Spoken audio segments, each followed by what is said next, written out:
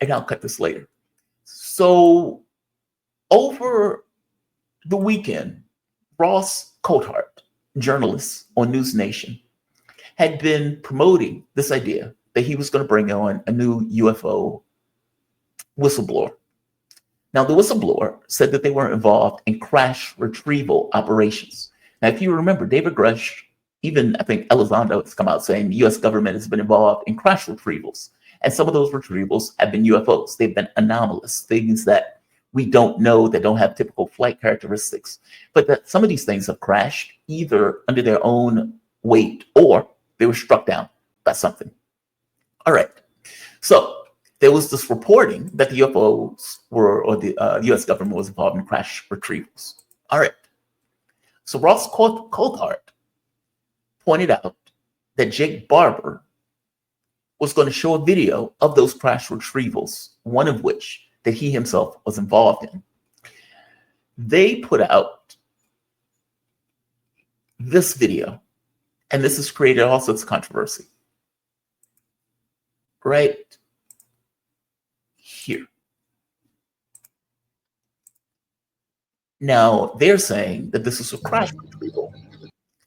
Now, Jake Barber said he was directly involved in this. And this has been getting a lot of, let's say, publicity, positive and negative.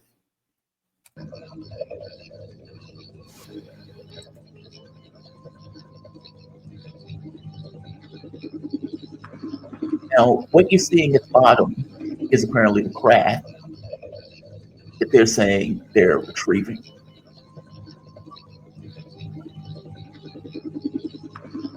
And it seems like they're rolling it on the ground. Now, some helicopter pilots have come out and have given, let's say, mixed responses on this. Some have pointed out, okay, well, yes, you would have independent actors doing this sometimes, so that's not necessarily shocking. In another sense, some people would say, okay, well, I wouldn't carry it that way. And then there was even questions about whether or not it was a weight at the end of it, meaning whether or not the flight characteristics and the dynamics of it was proper and was right based on the video itself. Now, to be fair, it's kind of hard to see that in a video, so I'm not taking one take or another on that. Here's another example of it, a little bit longer in regards to the video. And in doing that, I've been seeing some. This guy was trying to give analysis about it. This is them carrying it, and then eventually it's being landed to the ground. People have asked, okay, where's the flight crew? Where are the people who are going to be at the bottom in order to receive it once it's landed? There's all sorts of questions about this. I will tell you this. If they were thinking that this was going to be some kind of proof positive evidence, it is not at all. I have no idea what this thing is. It could be an egg. Interesting. Is it proof of anything? No. No, it's not. I'm sorry, it's not. I appreciate Barber coming out. So I do appreciate the commentary that Barber has given on this, but he fits into this kind of Grush and everything else. He broke down crying as he was talking about this, saying that he felt a conscious association with craft and that there was this kind of emotional, feminine energy associated with craft itself that he was looking at and that he was regarding. He said it was clearly anomalous. When asked, how did he know that this was an anomalous craft? His response was that, somebody told him that it was anomalous. It's like, dude, no. It's like, dude, no. We are looking for actual real life, undeniable evidence of the UFOs. And people in the UFO community, like myself, get very jaded at the hype that these guys are coming out with versus what they deliver on the hype. I appreciate the whistleblowers. People who are behind the scenes are fantastic. And you've been getting more and more of these people. Many of them are believable because of their pedigree. They're very high up on the totem pole. Or at the very least, they were clearly working into these programs. Like, for example, I will show. Okay, I'll show this clip. This is Jake Barber giving his commentary on this, just to let you hear from the horse's mouth. At the moment when you realized that you were involved in a retrieval of non-human technology, alien tech. So it became very clear the first time our communication process and procedure was modified. And then just visually looking at the object on the ground, you could tell that it was extraordinary and anomalous. It was not human. How close did you get? Well, I was a helicopter pilot and I operate with 150 foot to 200 foot long line. So I got within 150 feet of this object. What did you see? I saw an egg, a white egg. Was there any visible propulsion system on it? No, not what we would know. There's no engine, there was no thermal signature. I was operating at night when I finally came in to pick it up. So I'm working under night vision goggles at the time. And it was quite clear. I flipped them up, flipped them down, and looked at it a couple of different ways. How did you know that that egg-shaped object was non-human in origin? Well, visually, after seeing all kinds of things in my past, it was clearly something that was ridiculously looking.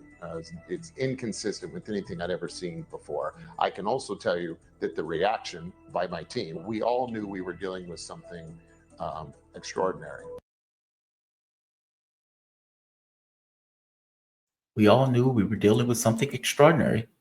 And again, I'm not taking anything from him at all. He could be completely right. It could be completely anomalous. It could be completely strange. It could be odd. And here's a better image of it. I mean, it does look weird. It does look strange.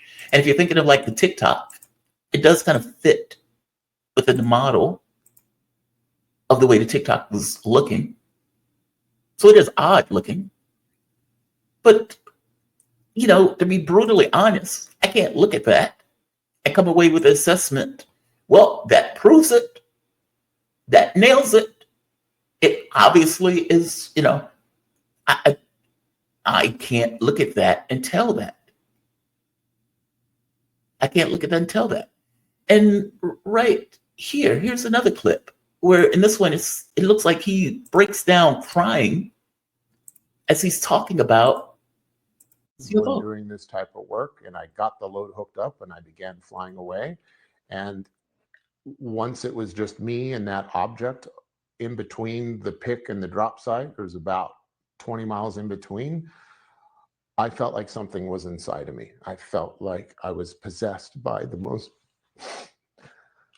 beautiful spirit I'd ever been possessed by. And was it loving?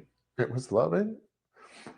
But there was a sense of sadness at the same time. And had you ever had an experience like this before? No, it was a very feminine. It's a very feminine energy associated with it. Now, again, to be fair to him, people who are not part of the UFO community may not know this, but a heavy element of the UFO community has a conscious component to it. People feel like they're engaging the craft, that they're interacting with it in some particular fashion that they can't necessarily get their head around. And that whatever intelligence is dealing with the craft is somehow influencing how they feel about that particular object. Now, he is not the only person to say this. This has gone all through the UFO community. Even, Elizondo has mentioned this kind of consciousness component to the phenomena that goes beyond just the nuts and bolts of the phenomena itself. So this is not necessarily insane. In fact, Frazier, if you remember for the Nimitz case, talks about how he believes or has this impression that the craft knew what was in his mind and ended up, when it took off in a split second, ended up where he was supposed to be in case there was an emergency or in case there was a problem. So I don't fault him. Okay, I fault him for the crying. The crying is outrageous. But from the standpoint of this idea of a consciousness element to it, that is not necessarily off the rails. in regards to typical UFO lore. The crying is just a bit outrageous to me. I was looking for one other clip that dealt with, they were showing the helicopter itself, meaning it was showing the slack that was in the rope as he was doing this. Because a lot of people pointed out, this just looks like a balloon. And there was a picture, an image of the balloons that, yeah, it does, it could fit within that model of looking like a balloon. But just because something looks like something doesn't mean that that's what it is. A TikTok looks like a balloon. Tic Tac looks like a balloon. I don't know. I mean, and you know, I don't know if News Nation realizes this. It's not the most helpful thing in the world. It's not the most helpful thing in the world. The reason why I say that is because, like, for example,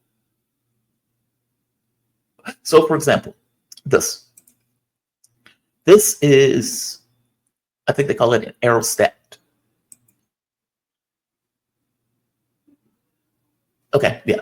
So I think this is what they call an aerostat. Look at this. That's a balloon for all intents and purposes. Here's another one. Another image. And another image. So this is what the craft looks like that he's saying is UFO.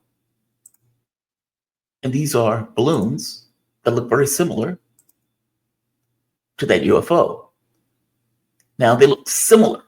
It doesn't mean that they're the same thing. Look, I guess my thing is, when you keep coming out hyping stuff like this, and you know, this is definitive proof of UFOs. Here's the definitive proof of retrieval operations that are taking place. And you bring the people on, the people do have a pedigree, so fair enough, good for that. But it's not definitive. I can't look at that and come to some kind of definitive conclusion that this is a UFO, or this is a balloon, or this is something else. You could be perfectly right that it's a UFO. I cannot look at that from the position and the information that you provide to me and come to that assessment as a flat fact. I'm just being honest. Obviously, I covered this issue, so obviously I want to be able to come and say, here's flat fact, definitive proof of crash retrieval operations. That's why I want to be. So that it's just so you know, if I have a bias, my bias is that. So when I look at the picture and the image that they give, again, I appreciate the whistleblowers, but we've had several at this point. Maybe I'm getting jaded. It doesn't match the hype that was given to it. And people who are skeptics are going to come away continuing to be skeptical. I'll leave it at that. I don't want to be long, and I have to go. I'm going to say like, share, and of course, subscribe. Thanks all. You guys have a fantastic day. Signing off.